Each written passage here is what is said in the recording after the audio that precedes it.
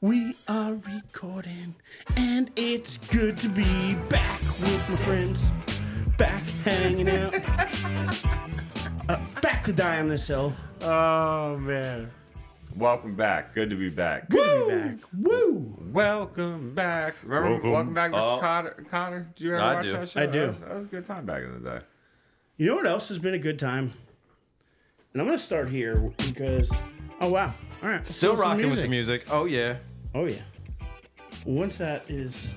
Now you got to Gone. let it play out. I'm going to let it play out because it's just fun. You know what I mean? We're here to have fun. That music is just upbeat. It makes you feel good. It's kind of like hearing like Uptown Funk. Like you just can't not be in a good mood when you hear that. You know, it's just like all right. You just be I do love me some Uptown Funk. It's a fun time. That is for sure. But you know what else is a fun time? In New York, I don't know if you guys have been watching these Rangers. And I'm going to start here, and I'm going to start... We can go back here later if Fife happens to call in. But for now, I'm going to start here with the Rangers because let me tell you, after every game, it's... Hallelujah! Holy shit! Where's the Tylenol? After every game.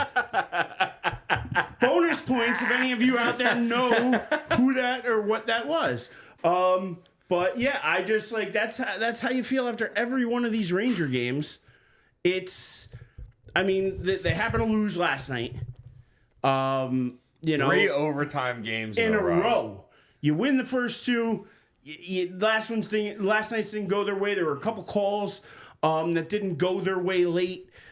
But at the same time, man, have they been fun to watch. And man, have these games been entertaining. But what a toll it's taking on both of these teams. And whoever wins, because again, there's no way this thing isn't going 6 or 7.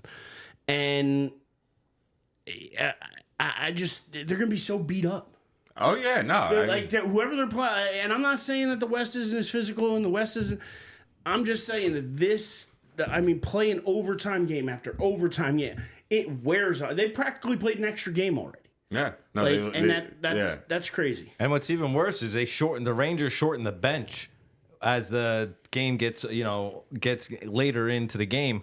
So the third period in overtime, they're just rocking with like 3 lines, 2-3 lines. That's it. Yeah, that gets tiresome, and the way Florida plays, I mean, you heard him talking about it in last night's game. Like, they basically try to create a wall at that blue line and really, really force the pressure in the Rangers' defensive zone. And if it wasn't for Igor, I think the Rangers get swept. Mm-hmm. I don't know about swept, but you're not wrong. They out on game 3 was he or game 3 on Sunday. Yeah. They outshot the Rangers by 66. They had 108 shots. Like, I understand that not all of them were on goal. But come on. Like, that's a ludicrous number of shots. And Igor was standing on his head. That was the perfect way I heard it described. The way he played was unbelievable. And they managed to pull out a 5-4 win in overtime, which is, good for them. But, like... He is the reason that he's keeping them in the series. Or else they'd probably be down 3-1 at least. Florida just won't let the Rangers do anything they want to do. Their key guys aren't doing a damn thing in this series. Florida's just shutting them down. Panarin can only be good in space, so they're not giving him the space. Same thing with Zibanejad. Their stars are just not coming through right now. But what does that say, though, about this Rangers team? You're still up 2-2, and your stars haven't done anything. Yeah. Now maybe it's a best of 3 at this point. What does it say about Igor? Not the team. I'm sorry, but that man is out of his damn mind. This same thing happened in the Carolina series, where Carolina outshot the Rangers every single game, and that included shots on goal, and the Rangers still managed to pull out the wins. Like, that is nuts. Well, I did hear a pretty crazy stat, and now it has been, I guess, amended a little bit now since this last loss. But I mean, with Rempe in the lineup, and I know we talked with Eric about this last week, about how, he can be an enforcer, but he doesn't bring a ton of skill, and you got to see him play more than 4 minutes a game. Well, he only played 4 minutes last game. Unfortunately, they lost that one in overtime. But I was astonished with his record in the lineup. He is 22 4-1 since coming onto the Rangers lineup. Wow. Like in this regular season, end of the regular season, into the playoffs here.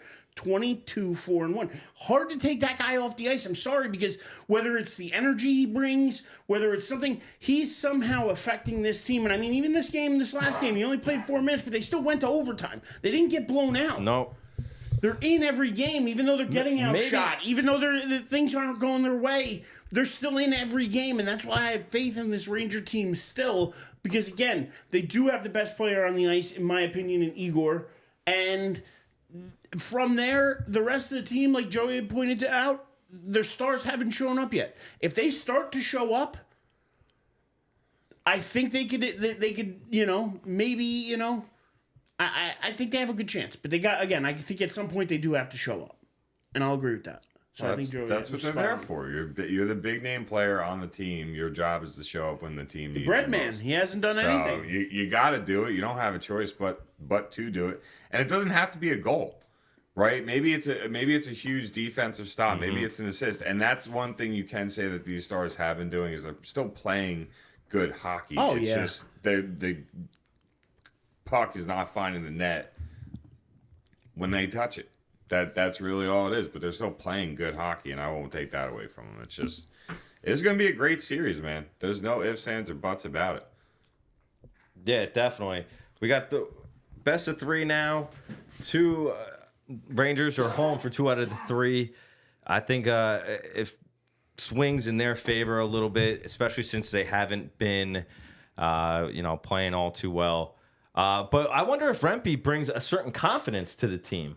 Maybe that's why they play so well, because they know if, hey, somebody takes out Panarin, or hey, somebody takes out Kreider, someone's going to have to pay, because Mr. Rempe is going to rough somebody up. I mean, maybe that's the case, but I don't know. I think that sometimes that could be the case, right? Sometimes what you have happening is a guy just has an impact on a locker room in a way that it spreads amongst the bench and all the guys that skate on that ice, and maybe he is one of those guys. But overall, I think they're a well-coached team. I think they're very good at hockey, hence why they had the best record and the most points in the league and the #1 overall seed in the entire playoffs. So the Rangers are playing great. The Panthers are playing great. This is just a great series. I mean, you've played 4 games. 3 of them have gone to overtime. Florida scored early yesterday, last night. They scored early on the Rangers in overtime to put that game away. And it turned out to be their guy who hasn't done anything in overtime. I can't remember his name, but hasn't done anything in overtime yet. He led the NHL in most overtime points or goals, and he finally showed up for him and showed up early and was a really nice play, if we're being honest. Yeah, man, these hockey playoffs have been great. So, I mean, we can own this real quick, people, for the little gaps and things. Anybody that's listening to the podcast right now, little gaps and hesitations, and the loudest man in the room not saying a word for the last 2.5, 3 minutes. I called you out. I'd argue that you probably have the most booming voice out of all of us. All right. I may get a little louder, but you definitely have a broadcasting voice, my friend. I gotta say, you have that kind of voice. But either way, we're having a little technical difficulties with the stream. So we're trying to get that fixed while simultaneously still recording Die on This Hill podcast. Yeah. It's a lot of fun. A lot of fun trying to troubleshoot. So I'm just saying, man, we tell it how it is. We got friends that are listening to this, so shout out to them. I'm sure they're laughing at us. Shout out to Carl. Well, I'm pissed because Carl, of all people, would have absolutely recognized that line. I don't know if I should play it again because, I mean, honestly, that was one of the greatest lines in cinema history, just because of how funny it is to me. So and we got the thumbs up. That again, and not to mention, I mean, I don't know if there's more you can say about this series right now. So it could be a great way to transition us to the other series, where the team I chose to advance is up 2-1 and a chance to go up 3-1. So I mean, do you feel the same way? Yeah, I feel it's appropriate. Ladies and gentlemen, No, the week. that's the wrong one. Hallelujah! Holy shit! Where's the Tylenol? That's the one we were looking for. That's the one. That's probably Igor from Dancing on His Head, dude. I mean, it's crazy. But anyway, Dancing on the ceiling. The Stars Oilers series. Okay, this is, if you are not watching this series, this is just as good almost. I'd say it is a tier down, but it is just as good as this Rangers Panthers series. Dallas and Edmonton play very, very good hockey. The way they play against each other, Dallas goes down 1-0 in the series and has now won 2 games in a row, including the first game in Edmonton. And Dallas is now 6-1 or 7-1 on the road these playoffs. I really, really think this is another series that's probably going to go 6, maybe 7. But I would not be surprised if Dallas actually wins in Edmonton tonight and then takes the L in Dallas. I would not be surprised at all. And if that's the case, this series is going 7. But Dallas and Edmonton are 2 very good teams. It's been fun as hell to watch. I mean, I had this on Saturday night. This is what I did with my Saturday night. I was watching this game unfold. Like, this was a great game. So, yeah, I mean, if you guys haven't seen it, like, trust me when I tell you, like, it's an 8:30 puck drop. We're not talking, No, 9. do you know what? That's the one thing I've loved about these playoffs, too, is that unlike what the NBA is doing, because to me, no matter when this series ends, do you know that we're still at least 7 or 8 days away from seeing any kind of finals game? 8 days. 8. That is unreal. Like, there's no reason to have a week gap between the end of a conference final and then for the other team to have almost 2 weeks They off. swept. That's why. Regardless, you adjust the schedule just to have no flexibility to be like, nope, these are the dates we set and we're not moving them. You don't know. Again, you could have flexibility. Not really. Not really, because you got to book these stadiums. Exactly. What do you mean? The NBA, it's the home team. How do you know? No, but the that? stadium's owned for other purposes. They do concerts and other The things that NFL they've already schedule was booked. conflicted with the Taylor Swift tour. They have to do this stuff months in advance, bro, and book and have everything. So I get that, you but they can't don't know just who's say- in the finals months in advance. You don't know who the home teams are. yeah, the but away you don't know teams if they're are. going to go 4 or 7. That's a difference of an entire week right there. But that's why you need to be flexible. And again, if your team's in it, you're going to have the arena available. You're going to have those games available. You're going to have those days available. They're not putting a Taylor Swift concert in the middle of, the Mavericks playing in the finals. I'm sorry. It's not going to happen in the next week. So I'm just saying, I man, know there's it can other happen, logistical but to things me, that that happen. bothers me, where I love what the NHL is doing by putting West Coast games and Western Conference games on at 8:30 rather than 9 o'clock or 10 o'clock at night like the NBA would do. You're saying something like that? Yeah, I'm saying I just like that they're able to be flexible and be able to put it at times that the most fans can get the most eyeballs on it. And to me, the NBA isn't doing that. People are to me. I'm going to forget about the finals. With a week off, I'm going to completely forget about the finals and beyond the baseball and be whatever. Hold on. You do realize that the NHL and NBA both are starting their games between 8:30 and 8:40 every night in the conference finals in both leagues. If you go back to the first round, you had an Eastern Conference game in the NHL start at 7:30, and then in Western Conference games start at 10 o'clock. Yes. The NBA did the same thing. I get that. They adjusted based off of the amount of teams they had playing when it comes down to the time of the game. But what I'm saying is they don't have a week gap between when these two teams finish playing and when the Stanley Cup finals would start. There's no week gap there. It doesn't exist. That's what I'm saying is these teams just keep playing. So there's going to have 2 or 3 days off, but you don't need 2 weeks off. You don't need a week off even. That to me is where I think it just gets to be a little bit absurd. And I wish that the NBA had a little bit more flexibility because, again, I do think it takes the eyeballs off of them. It takes the momentum. It does. That's why they're hoping and praying. That's why they're hoping and praying Dallas and Minnesota goes 6 or 7. Because you're right. Everybody forgets about it because it's 10 days off. That's why they're hoping. They don't want to see sweeps or anything like that in the conference finals. Nobody does. There's less money that's being made when that happens, too. You're not being talked about. When you have a joke of a conference finals like the Celtics, Pacers, and the Pacers without their best player, Halliburton, for, at least a couple games? Hey, what do you want the Celtics to do?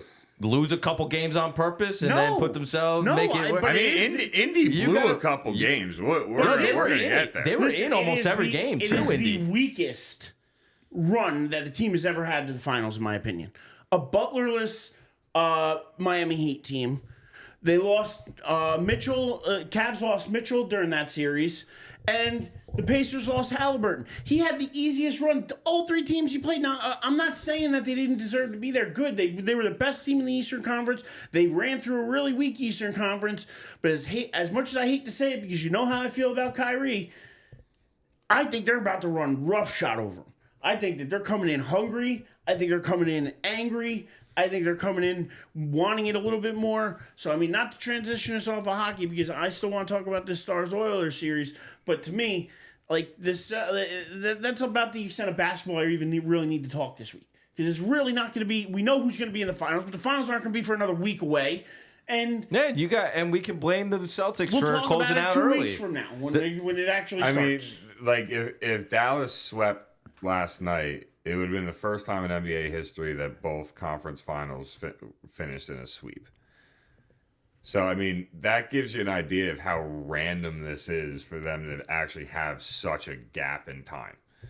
Now, how many sweeps there have been in the conference finals, I don't know that number. I'm sure there's been several. So there have been times where it goes 8-10 days in between. Fair. But also just the NHL finals estimated to start on June 8th. So if these two series ended up being sweeps, you would have 8 days, 7 to 9 days. Get healthy. Between the I don't start of the believe Stanley that. Cup. I really think that it would have started sooner than that. No, If these dates are in. Maybe. Yes, they are, dude. All right, maybe I gotta take your word for it. Maybe I'm wrong on this one. I don't know. They have them scheduled already.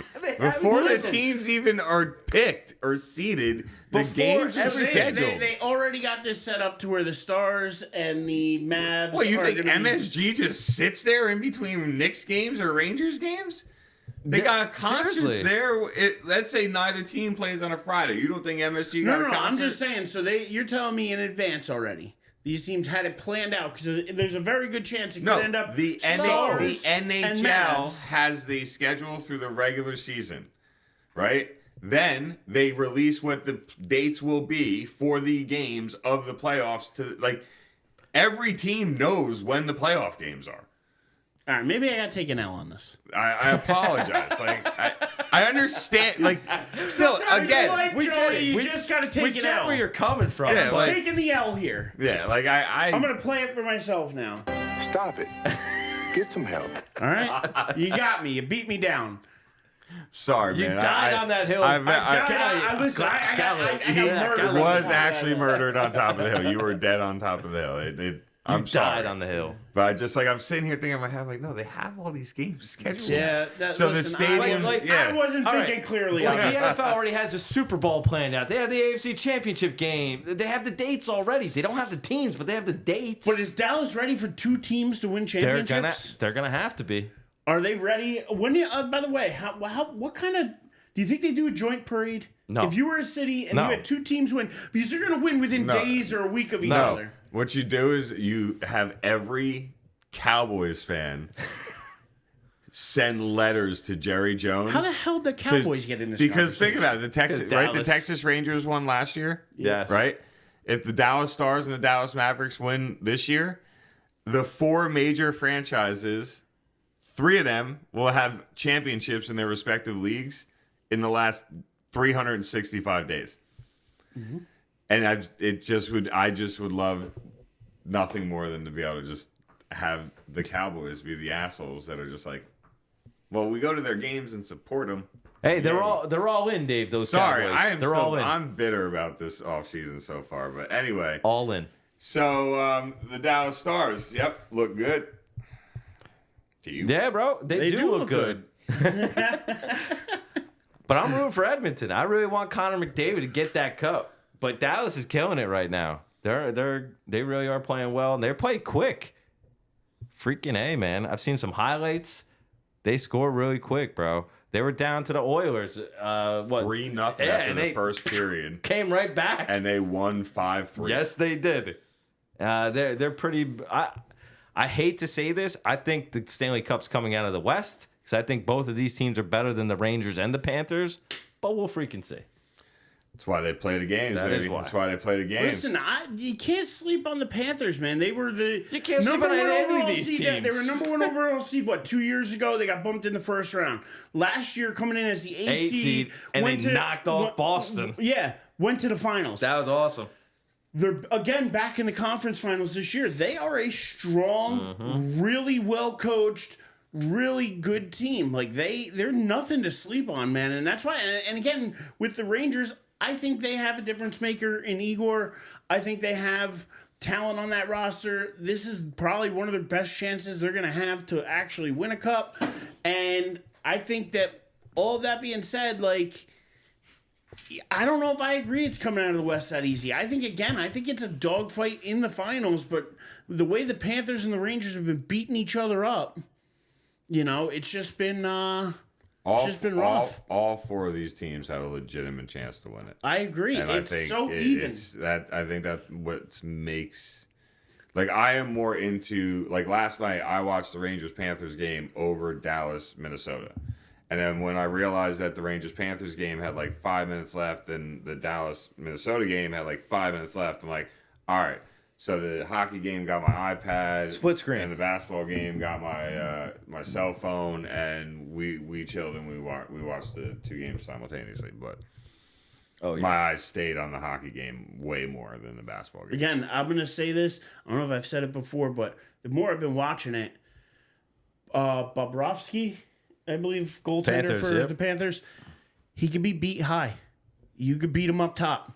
And that's where if you watch a lot of the goals, a lot of things, they're coming elevated. You got to elevate the puck on him. You can get him in the top corners. He's not as great laterally. He's still good laterally, but not as great as he is. You can't face up on him. You can't try to go low. He's just too big. He's too wide. But like I said, you can deke him and you can beat him up top.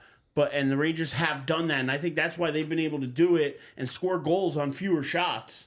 Exactly. Because they've been able to find those holes, and he has holes. So as great as he is, and he is a fantastic, probably future Hall of Famer goalie, he can be beat. And I think that's what the Rangers have to go back and focus on. How did we beat him?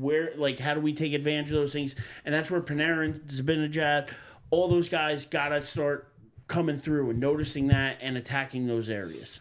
And if they could do that, again, stars-wise, the Oilers have a ton of firepower, but again, they came out so hot and they shut down. Mm-hmm. And, and the Stars, listen, they're nothing to sleep on either. They're an absolutely fantastic hockey team, and I actually think that we're going to see two Dallas teams in the finals. Wow. I really do. Well, obviously the Mavs are going, so that's... Why is that obvious? Maybe this is the first time in NBA history that the team comes back from 0-3. There's always a first. There's always a first. There's always a first. Ant-Man has got that confidence, There's bro. always a first. If this is a first, I'll let you slap me with a tortilla. Carl, I'll let a double slap. No, I'm not taking that. No, you and him both can hit me with a tortilla. But if they come back from 0-7? Yeah. Okay. And I don't even need another side of this because it's not going to happen. No, because that's not a fair bet in any form or fashion. That's no bet. If you get, to He's me, just saying. no, but I'm just saying, if it was one of those things where it was like, you get to slap me with a tortilla, I get to slap you with a tortilla, I'd be like, no. I get to slap you with, the backside of a 2x4, and you get to slap me with a tortilla. Because the unlikeliness of it happening... That would make it. But I would never actually swing a 2x4 at you. No, I wouldn't either. But that, I'm trying to paint a picture here. That's how lopsided that bet would be. It's like going to Vegas and thinking you're gonna beat the casino. You're not. The house always wins. That, you'd have a house bet in that moment. So I wouldn't take that. Not unless you know. But if you're willing to take one, I will happily slap you if they somehow come back. They're not coming back. No, I don't think they are. I'm hoping they win at least another two game. Dallas teams, and like I said, I'll tell you what. As much as we were saying New York is a fun place to be when both the Knicks and the Rangers were riding high a couple weeks ago. Dallas is going nuts. Dallas has to be the most fun sports city out there right now. Name another spot you would want to be, because I know if I'm a fan of those teams and I can get anywhere near those arenas or bars or anything else, that is epic. and if they win, they both win somehow. If they both win, Dallas will get burned to the ground in celebration. See, I'm thinking of it a different way. I don't want to see it burned to the ground. I No, want to see I people don't- I happy. mean, I want to see people drinking. I figuratively. want to see people enjoying. I want to see people going nuts, cheering on their teams. Just don't flip cars and burn things, riot things. There's no need for any of it. Just ride some horses, put on your spurs, do some line dancing. Line dance down the street. Could you imagine the first time somebody from Dallas listens to this show and they get to hear us make statements like that? That is kind of messed up, but I believe it is not a stereotypical judgment. It's the reality of a city like Now, Dallas. what do you think? Do you think Cuban does anything like special if they do have a parade? Say the Mavs win. Say the Mavs beat the Celtics. Yeah, the somehow. Shark Tank. The sharks come. You think he has a bus filled with sharks? No.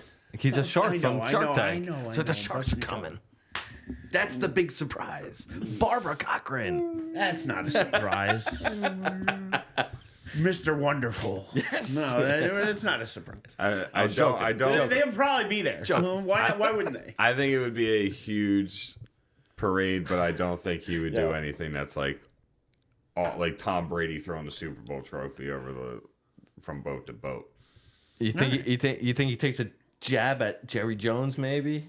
Like I hope I got another one, Jerry. I hope so. I'll be honest. That'd be I don't two. know who That's owns two. the Stars. I have no idea either, but But I imagine they'll be happy too. I'm sure. The city will have a great time if both teams make it, and especially if both teams win it. They will have themselves a great time, but still got several. Dallas still needs 2 more wins. The Stars still need 2 more wins. The Mavericks need 1 more. I think it goes 6 with Mavericks. I think Minnesota pulls off another win. I mean, that 3 by Luka where he got fouled, and if he made that free throw, I think that game possibly ends differently already.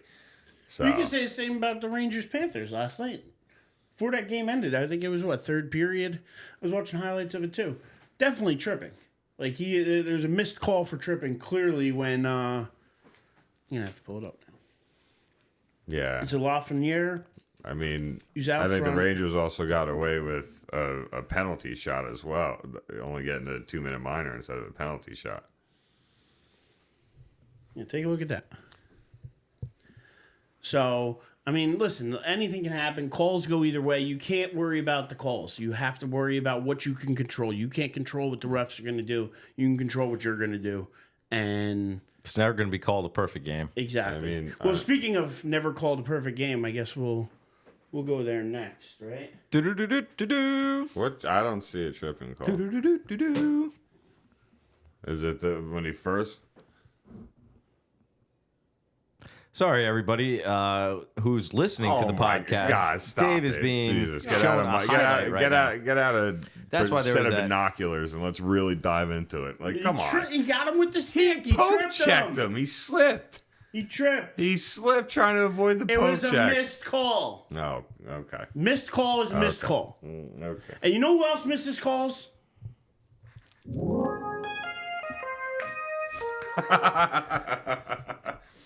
Now, Joey, I know you're going to have a little bit more of a go with me on this, but I mean, I think every MLB fan today rejoiced a little bit. Hallelujah.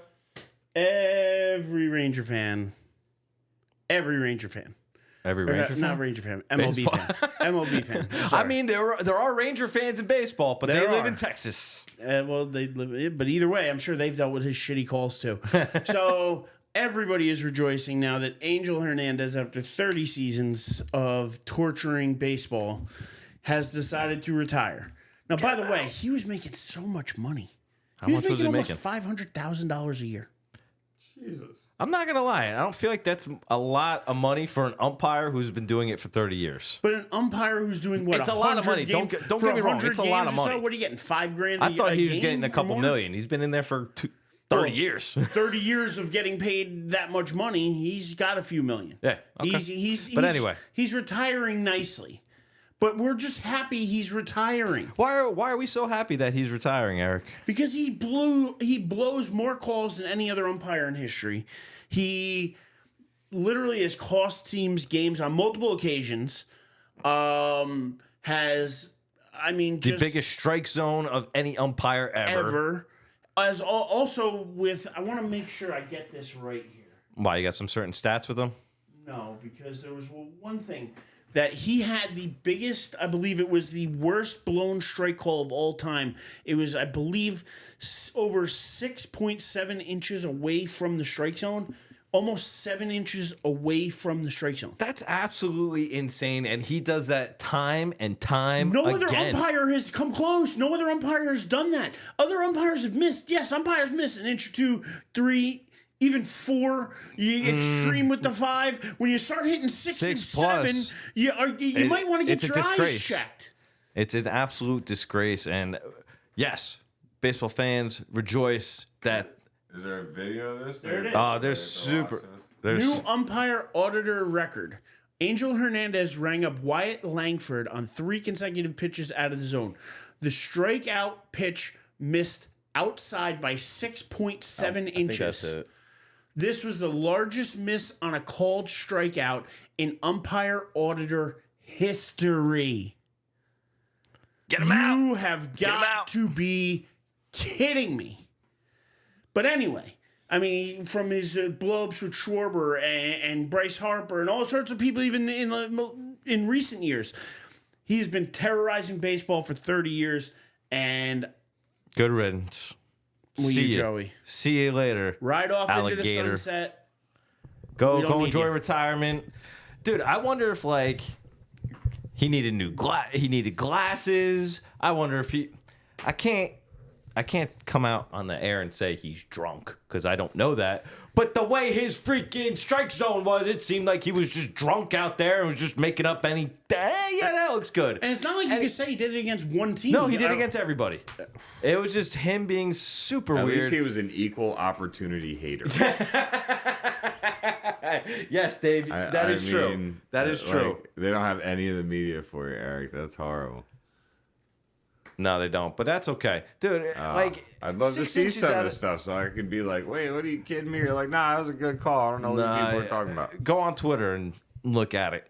He blew 3 blown calls in the ALDS game with the Yankees and Red Sox back in 2018.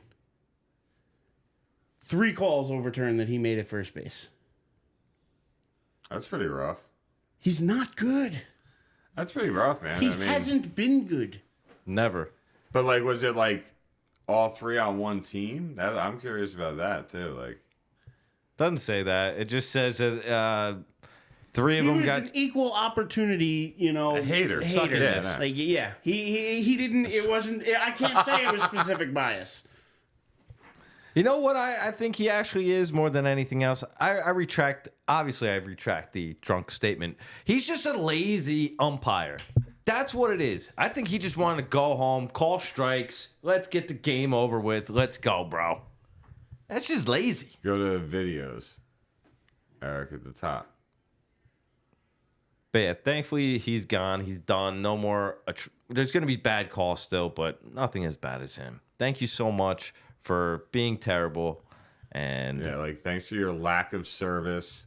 yep, we appreciate What it. a freak. Yeah, you're not going to be able to do anything. Sorry to everybody out there. Anyway, We were trying to get Dave some clips. he'll have to go back and watch his terrible umpiring later. I got to be honest, though, I'm kind of happy I'm not playing any clips. I don't need to watch it. Yeah, they're Like bad. he's just that bad, Dave, and unfortunately, you're gonna have to take our word for it because I don't recommend you go back and watch it either. 'Cause Okay. it's just why go back and watch bad calls? Fair enough. Fair enough. I mean, I could live without watching bad calls. I will say that much. So, Just, but then again, for me, it might be entertaining and funny to watch since it didn't impact anything I care about. So, well, I mean, we all. It's true. no, I gave it He gave it like, a yeah. It doesn't impact anything you care about. But the next topic I want to bring up just might. Oh God, I don't know It just if I might. wanna- But we're gonna, Knuckleheaded News of the I don't Week. know if I want to know about what this is. Yeah, because you already know. It's about the chain gang. And I mean, to not pivot us again, but I got to get to this today before, the NFL because I want to get to your Cowboys too, and why you're still so upset, because this is clearly an upsetting topic to you. But They're all in, Eric. Before we all in. Yeah, before we get there, the chain gang used to be all in. You remember them? They used to come out 10 yards apart, come out, measure for everybody. Some guys would come out there, refs would come out there, cue cards. Oh, that was a game, man, against the Raiders on a Monday night. He just puts the cue card in. He's like, "Yep, that's a first down." And everybody's like, right. all Yeah. the Raiders are like, "What just happened?" We're going to miss all those moments now, though. We're going to miss all those moments. And that's the problem I got, is because, what? Like, why? Like, I get the But you technology's don't know if getting it's better. actually going to happen yet. Come on. They're into the testing stage. It's going to be tested during the preseason. You looked it up. If it runs well and goes well, it'll be implemented next season. But, they're now going with sensors in the footballs, and they're going to be getting rid of the chain gang. They're going to be getting rid of the guys. Now, I heard guys like AJ Hawk say, "Oh, well, good. They should be off the field. Like, they're an injury risk out there from players running into them." And this, that. That's not terrible. Again, how many injuries, honest to God, can you remember or ever remember where a guy got seriously injured from running into the chain gang? Not the NFL players, but I think it's more or less an injury concern for the chain gang. But that's I feel a like they hazard get of the plowed injury. over at least once a game. Listen, that's How about what the you guys sign up with for. the big circle microphone? Oh, So, yeah. those guys get railed all But the my time. problem is how can you trust the technology? And I want to know who's running the technology. And how do we know that technology's not getting hacked during the game? And now the extra teams are going these teams are going 8 yards instead of 10 yards, but we don't know the difference because we're just going off of whatever, the sensor says. I don't know these things. Maybe I'm the old man in the room. I might be. I probably am. I think I'm the oldest in this room. First man to 40 in this room. I mean, I'm just I got saying. 39 staring me down the barrel. Like, I mean, I talked to you guys about it before. Like, it's But it's I right mean, there. come on. Is it really that much of a hassle to have these guys run on the field? Like, and again, if you're on the field playing, like, you still have to have some kind of marker there to know where the 10 yards you got to get is. And like, I don't necessarily think it's gonna. I mean, maybe it'll go well, maybe it won't. I mean, I know the MLB is trying out the automated strike zone. Let's go. It's coming, but it's coming because guys like Angel Hernandez missing things 7 inches off of the plate. If jackasses like that weren't around and could actually umpire a game correctly, Well, then there you go. That's the technology. same thing. These guys that spot the ball in the wrong places. They What's the worst they that happens? Their they- chain gets tangled? Like, there's nothing that these guys come on the field and off the field. It's the easiest job on the field. You just got to avoid getting hit. Like Joey talked about, pay attention. And if you pay attention to the play, you're probably not going to get hit. All right, I understand. That's easier than being anything on the field. like That's this- easier than a trainer or anything. So I'm not gonna try and beat you down on this one or anything. I understand 100% where you're coming from because it's removing a human element from the game. Simultaneously, I literally don't care. Like, and when I say that, I mean it like this. You'll care fantasy-wise when your team loses because you're 1 yard short. I've had those losses already. And I've had how the much point. do they I've win? had the That- losses where it's been one passing yard short and it's 0.01. Trust me, there's no loss my heart and my brain has not already experienced in fantasy football. So So do you want to keep experiencing it? it's not gonna matter when it's all said and done. Fantasy is a combination of some skill and a lot of freaking luck. Yes. So 0.1, 0.2 here and there is not going to be the difference maker in my fantasy success. What I care about is the fact that if there's ways for you to prove to me that it's better or just as good, then I don't care. But how do you Because know I don't it's have to just as stand good? there and wait for the guy to run out and pull the chain and have the dramatic, drop down. Is it going to be ahead of the ball or below the ball? Boom, sensor, dude, didn't get it. You can challenge the spot of the ball if you want, but now I got to sit here and waste my time on a challenge. When the sensor is 100% accurate, why am I going to waste my time How on do a you challenge? know it's 100% I accurate? don't, but It's I'm getting- saying if there's those ways balls for get you to kicked, prove... thrown, spiked. You're telling me that those sensors are built into those balls so well that you're not going to mess with them at all? If you can prove it to me that it is, I will literally not give two shits about the chain gang. I'll forget about them in 5 years.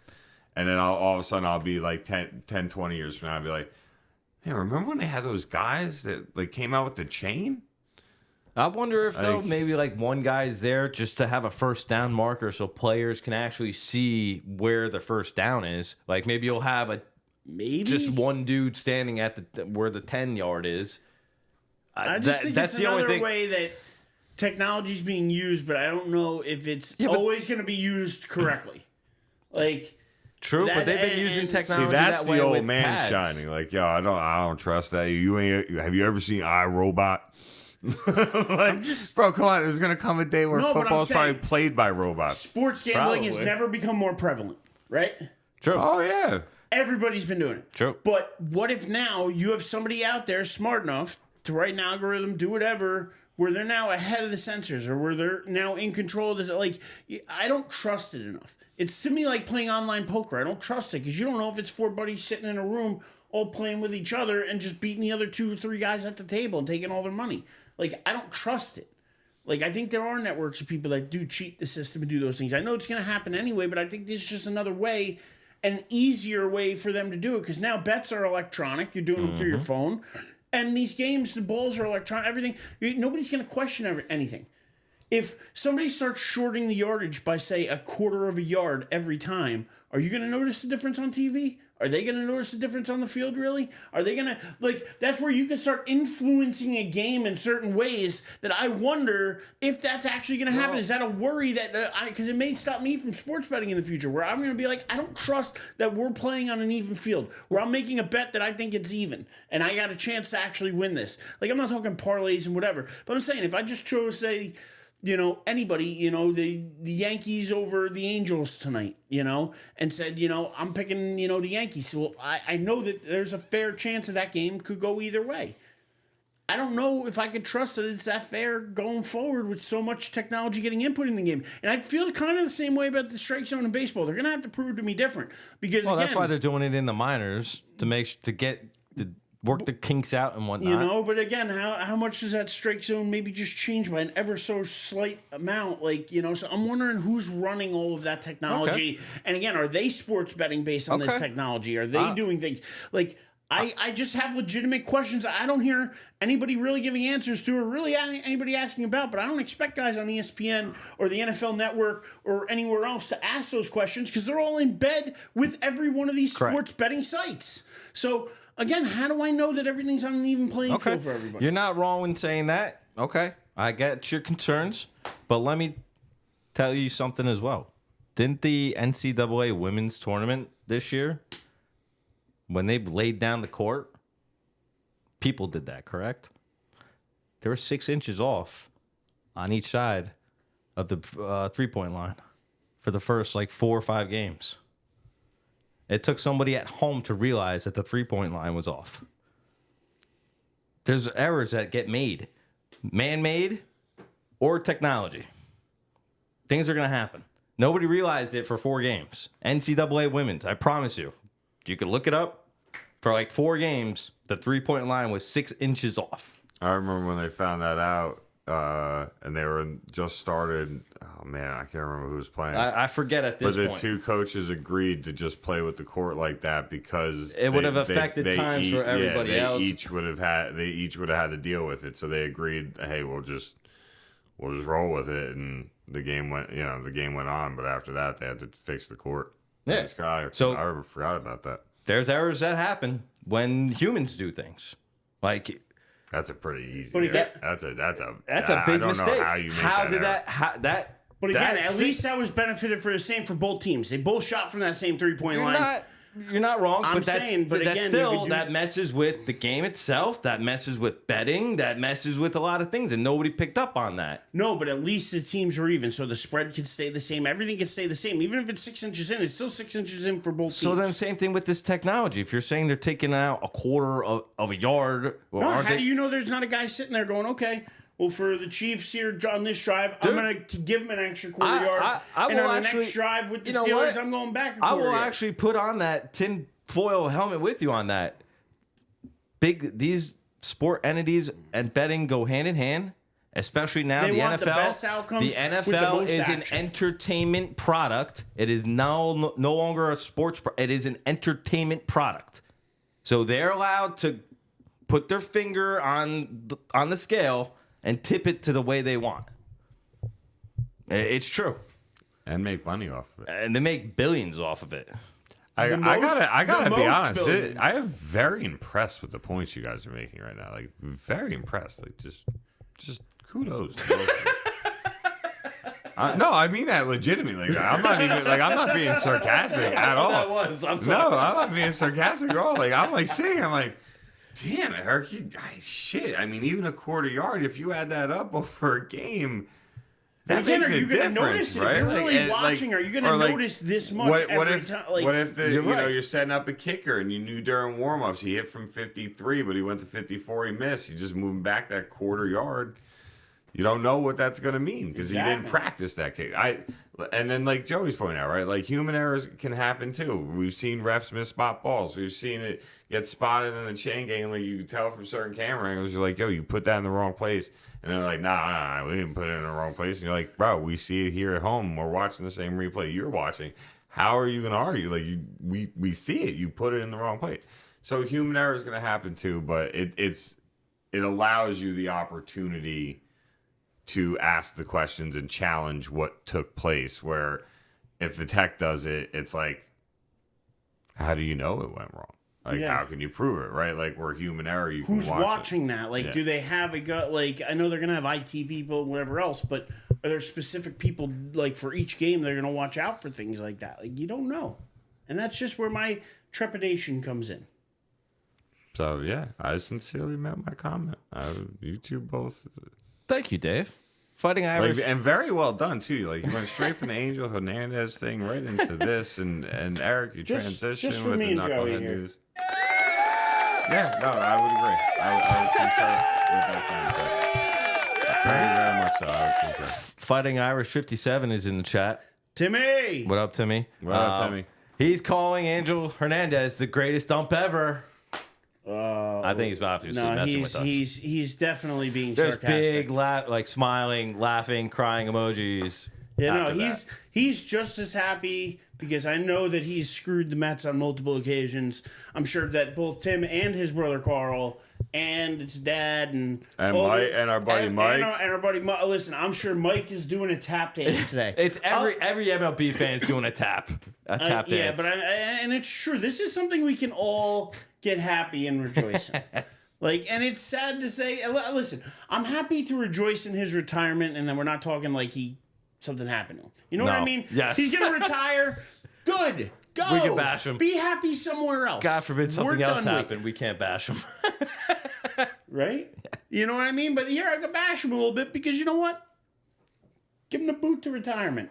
He's got plenty of money. He's got plenty. He'll do just fine somewhere in Florida or Arizona. Timmy says the next ump to go is Joe West. He could go next. He could go. And then who Was Joe West the one who got screwed Jim Joyce was the one that screwed Galarraga. Okay, that's where I was Jim going. Okay. Joyce was the one that screwed Galarraga out of his perfect game. Yes. There's only been X amount of perfect games, and he literally screwed that man. screwed him hard. Like, there's nothing you could do to take that back. At least he's probably the only ump to ever admit he was wrong. And Yeah, that says a lot. he admitted that. He But admitted the the call was wrong. books Correct. Record books don't care. Don't care about your sorry. They Guess don't. what? Sorry doesn't fix the lamp. No, it doesn't. It doesn't. Oh my God! You keep shining as the old man in the room. That's some shit my grandma would say. Like, damn. Kicking it old school for you. Wow. I'm impressed by you on that one, Eric. I didn't see that one coming. Sorry, doesn't fix. Jesus. Okay. I'm proud of you on that one. Yeah. But speaking of not fixing the lamp, is where I'm going to give I'm going to give Dave his moment to shine here because I still have to know, how can you still be possibly so bitter about? I've even warmed up a little bit on the Giants. How are you so bitter about the Cowboys still? And their chances, because I will. they still have Dak, right? I can answer this question for you by asking you 3 questions. All right, give me him. Has Dak been extended? No. Has CeeDee Lamb been extended? No. Has Micah Parsons been extended? Yes. No. All right, I'm done. I'm kidding. That's it. It's that simple. But why And did Jerry they is a- extended right now if they still have another year left on their deal? Because Dallas always complains about their cap issues. Dallas has cap issues because they constantly wait to sign their guys. They mess around and always use the franchise tag on the most expensive positions. Mm-hmm. And then by the time they sign their guys, the market value from what they were when they could have signed them to what they are now when they have to sign them swings their money so bad. And they've done it repeatedly for the last 20 plus years. It's always the same crap every time. Dak has them by the cojones. Mm-hmm. But has Jerry ever shown you that he's not willing to sign him, even if it costs him money? He did it for Romo. He did it for other guys. But it's not about him willing to sign his guys. It's about how they go about signing their guys. I'm with Dave on this. It has nothing. Jerry always takes care of his guys. Jerry's money. I care about. You always tell me about billionaires, millionaires, whatever. Because I want the money to be spent when it should be spent, so that when the time comes and you go to free agency, you're not sitting there dead freaking last in the league in salary cap. This sounds exactly almost like the conversation we were having about Jalen Brunson, where I was saying the Knicks need to try to sign him and do everything they can to sign him this offseason, and you're saying no. Go get your money. If you're Daking them, why not play out this year? And you're going to go and get your money somewhere. If it's not from the Cowboys and Jerry doesn't pay up, because he will pay up. The NFL is about the guaranteed money. They get the money up front. An NBA contract is guaranteed through the life of the contract. An NFL contract, you sign a 5-year extension, you're really signing a 2 to 3 year deal.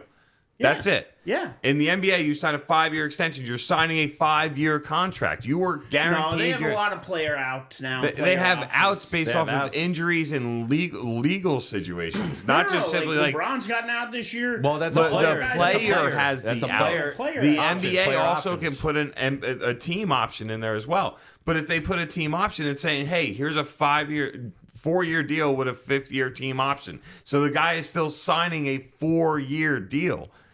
In the NFL, when you sign a contract, let's say it's 6 years, I get how you could cut tomorrow. They can cut you and throw your money to the side. They don't have. The NFL is nothing like the NBA. But that's why more NFL guys have been getting a lot of their money up front, and a lot of guys like Daniel Jones getting paid $80-something million over the first 2 years, and even Cousins getting $100 million guaranteed. Like, these guys get a lot of money guaranteed up front, especially in the first couple of years. I get that, and they do it because it alleviates the salary cap. It's because you put it up front. But they're going to do that with Dak too. They can't do. They should have signed Dak last year. Because again, after 1 year, 2 years, they can restructure it anyway. Put a lot of it in. Dump a lot of the money into a signing bonus, and then Dak can walk away from this team scot-free after this year. Yeah, there's no franchise. There's a no franchise tag clause, a no trade clause. He has everything. Yeah, so he can walk away. So you're gonna tell me one of the top 10, and for the people that hate him out there, top 12 quarterbacks in the league. You're just going to let him walk and hope you go find a guy? Like, it's idiotic. CeeDee Lamb's one of the top 3 to 5 wide receivers in the league. I don't think they're going to walk. I think he's going to pay. He's going to extend him. He's going to at least extend Dak and Parsons. I don't know what he's going to do with Lamb. Maybe he feels like... they're going to fuck Parsons over, franchise tag him as a linebacker, piss him off, and he'll walk away after they can't franchise tag him anymore. I guarantee Dallas continues to list him as a linebacker because it's a cheaper franchise tag. He's not wrong. They know how to be cheap as shit, and they don't manage their money the right way. But it's embarrassing. But again, so they're going to get him cheaper for next year or the year after, whatever. They're going to franchise tag him. They're going to franchise tag him, and they should. Every team does this shit. So again, I just don't know why you're caring about Jerry Jones's money so much. No, I care about locking up the 3 best players on your team for an extended period of time. I don't give a shit how much money it costs Jerry Jones. But is CeeDee Lamb worth $30 million a year? Is he worth what Amon-Ra St. Brown got? Is he worth what some of these guys got? I don't think he is. See, that's the next tier down to me. He's worth 20-something, maybe with the way wide receivers He was the number 2 wide receiver overall last year. Yeah, 1 year.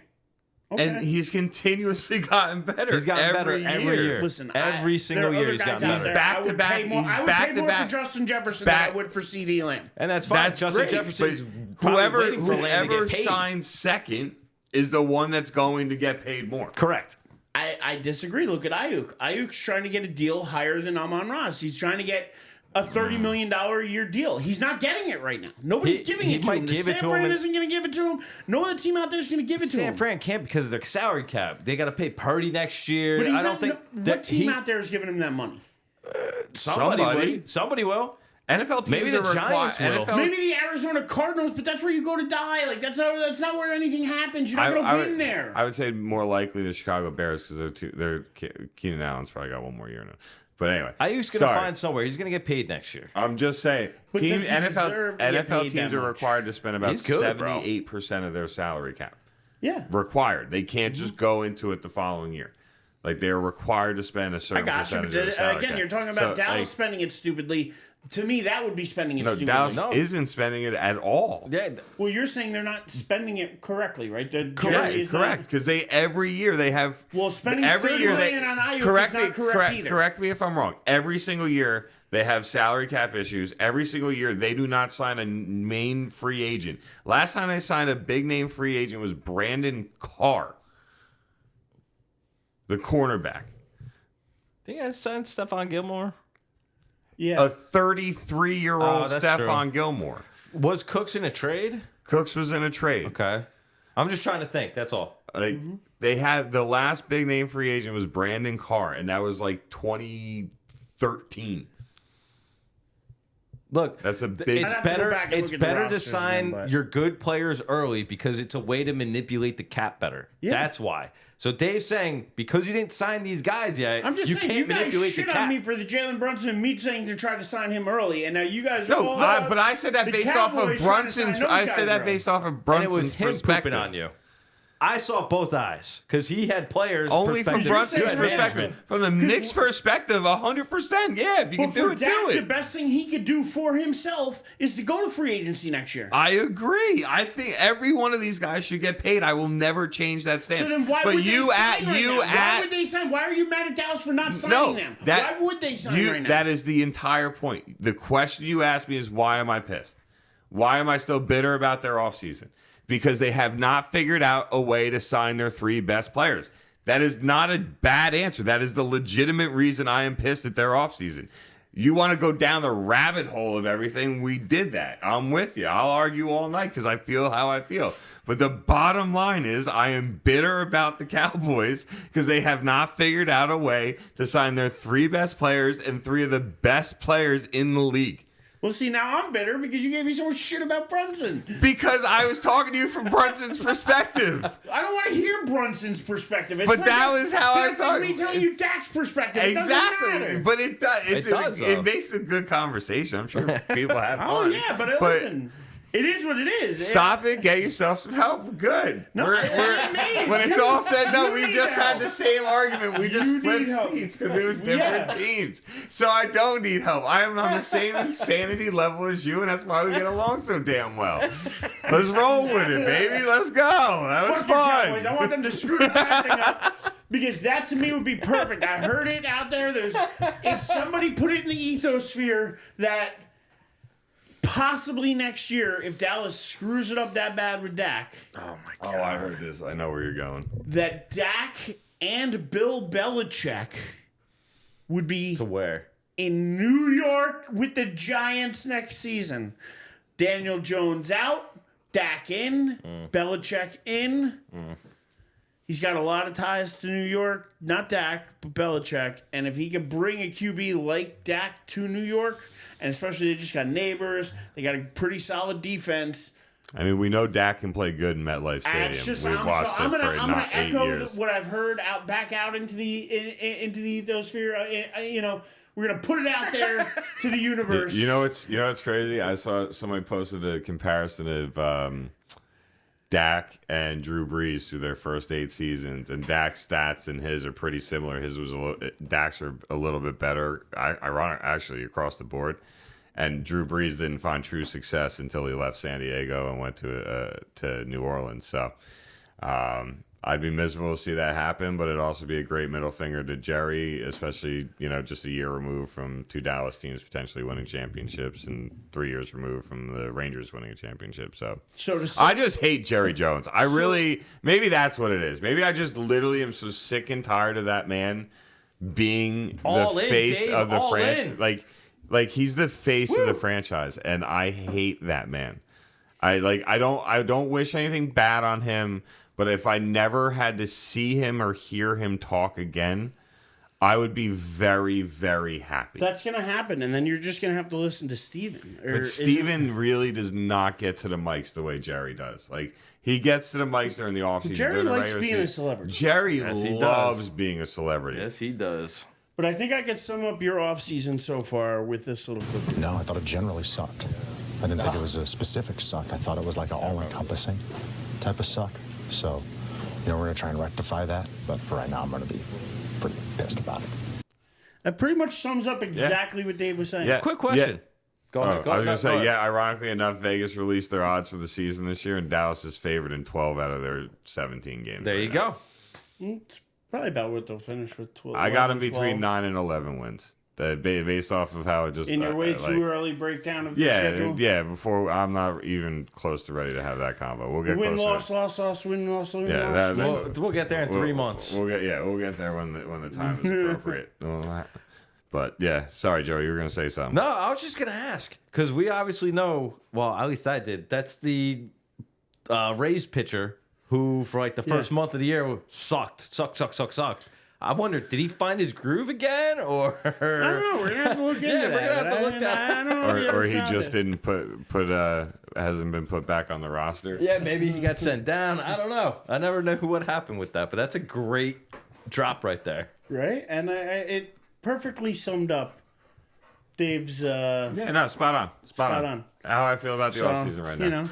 And we like to leave the show on a high note.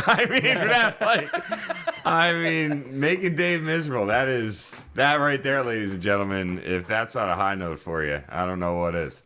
We got the mascot here in the room now. He made it back in. Louis made it in. Our fourth unofficial host there, Louis Aussie dude on Instagram. If anybody wants to find him, and by the way, if anybody wants to find you, Dave, where can they find you? David Hastings 23 on Twitter at X. Sorry, I don't know if I'll ever get that. So David Hastings on Twitter or X, whatever the hell you want to call it. But yeah. Oh, come on, get into the camera. There we go. There he is. There he is. If you didn't notice by the posters in the background, there he is. There he is. There he Live and is. in person. Yeah, here's your good boy. But yeah, David Hastings 23 X. All right, me at the Living Legend on X. Follow Louis at Louis Aussie Dude on Instagram. By the way, Joey, you got an Instagram now. Oh, Why don't you yeah. Tell the people what it is. Joey Doth 47 on Instagram, baby. Let's rock out. And until next time, don't be afraid to have an opinion. Don't be afraid to share it with us. Follow us on Spotify, Apple, Google, YouTube at Die on This Hill. Subscribe, like, share, do all that fun stuff. And until next time, Do all the things. Shout out to Mike. I hope he's doing all right. I saw the Mets are really struggling, so Go Yanks! I hope Mike's doing all right. until next week, don't be afraid to die on this hill. Like Eric did. Dun, dun.